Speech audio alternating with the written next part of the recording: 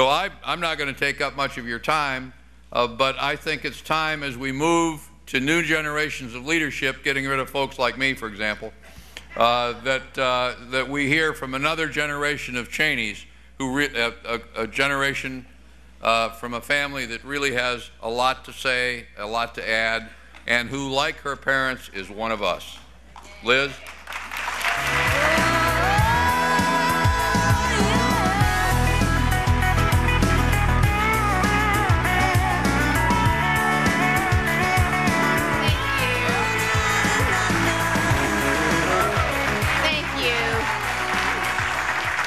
Thank you so much.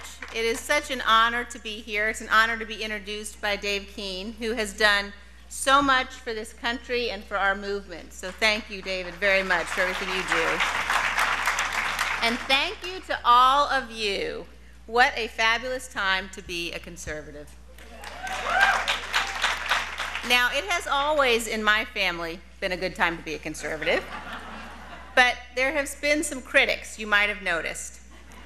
And I had a good lesson back during the 2004 campaign in how to deal with criticism and critics from my daughter, Kate. Kate was then 10 years old, and she had a friend spend the night. The next morning, we were in the kitchen. I was making breakfast, and Kate and her friend were on the floor of the kitchen working on an art project. Now, the TV was turned on, and pretty soon, Howard Dean, who was then running for president, showed up on the TV screen. Now, it didn't take long before Howard Dean said some pretty nasty things about my dad. And I thought to myself, should I turn it off?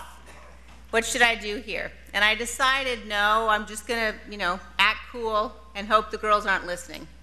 Well, Kate's friend immediately paid attention, and she said, Kate, that guy is really saying nasty things about your grandpa.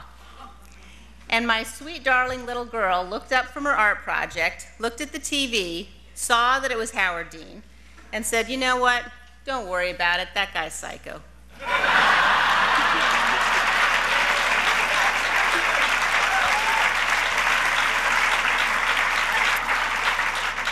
Now, you all know that criticism of conservatism and predictions of our demise reached a new crescendo after the last election. All across the mainstream media, you could see so-called experts giving their analysis, saying conservatism was dead and Barack Obama's plans to radically rechange this nation were a done deal. Well, I think a few weeks ago, the people of Massachusetts told those experts what they could do with their analysis.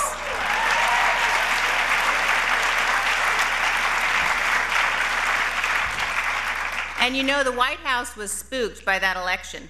You could tell because the day after the results came in, you saw the president's men all over the airwaves, David Axelrod and Robert Gibbs and Rahm Emanuel, saying, hey, we're populists, We're returning to our populist roots. Barack Obama's a populist. Now, you have to admire that ambition because everybody in this room remembers that President Obama is the president who said small-town Americans are bitter, and that's why they cling to guns and to God. But now, suddenly, the White House tells us he's a man of the people. Good luck with that one.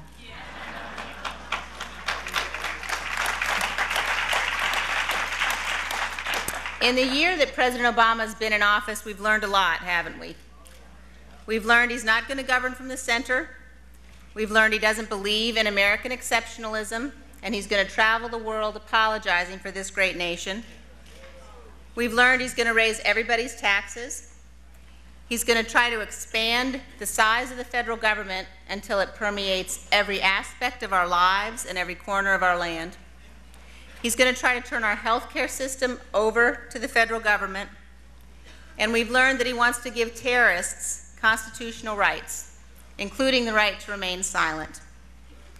We've learned he wants to move dangerous terrorists from Guantanamo onto the American homeland while he investigates and possibly prosecutes the CIA officers who interrogated them. That is not change we can believe in. It's not change the American people voted for, And it is time for all of us to stand up and take this country back.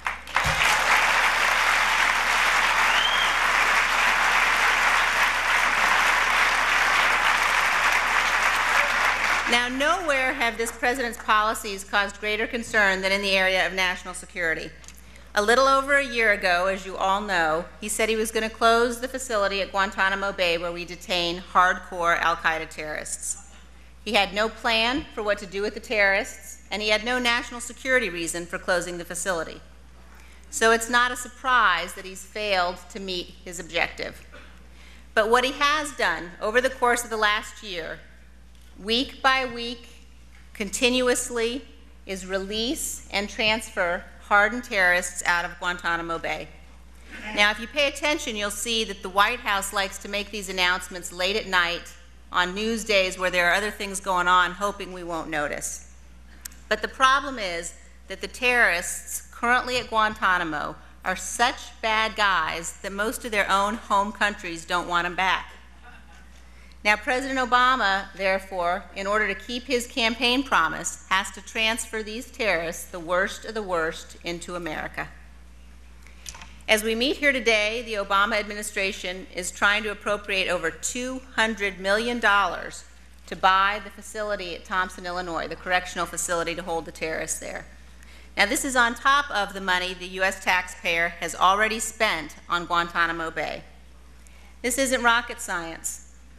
My 9-year-old daughter, Grace, who is a genius, if I may say so myself, asked me about this recently. She said, "Mom, is President Obama really trying to bring terrorists into the United States?"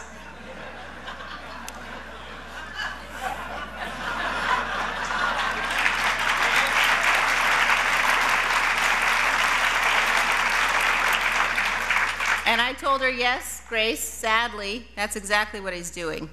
Without missing a beat, she cut right to the core of the issue, and she said, and I quote, "Man, use your brain, dude, that's totally stupid."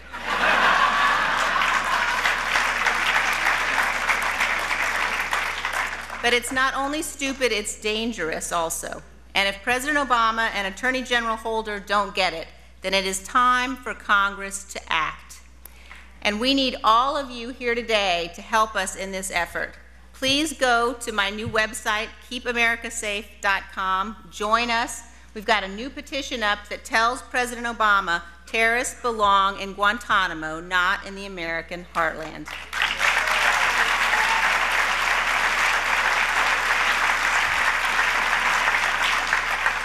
And while we're sending messages to President Obama today, here's one more.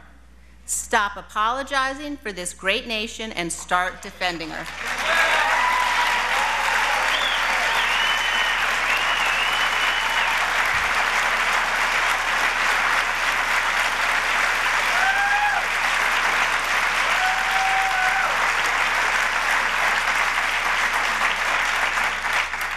Keeping these terrorists detained is important, it's necessary, but it's not enough for us to win this war. We also have to be able to get good intelligence. And there's no question but that in the time President Obama has been in office, he's diminished our capacity to do so. Last April, you all know he released the details of our enhanced interrogation program, a program we know saved lives and prevented attacks. But he stopped the program and he said, "Don't worry, I'm going to replace it with something else. I'm going to have my National Security Council set up the high-value interrogation program, the HIG."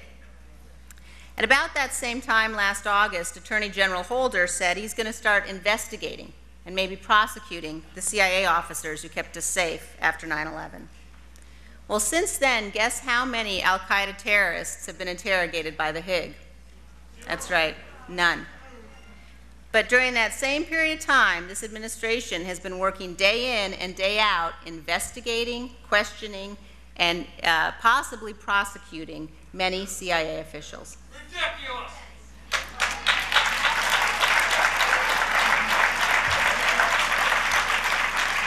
Now, one can't help but think that they don't understand who the enemy is.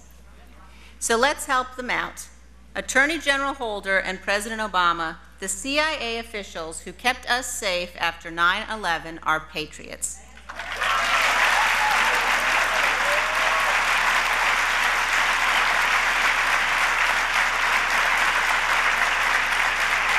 They deserve our thanks and our praise, and they don't deserve to be the targets of a politically motivated investigation by your Justice Department.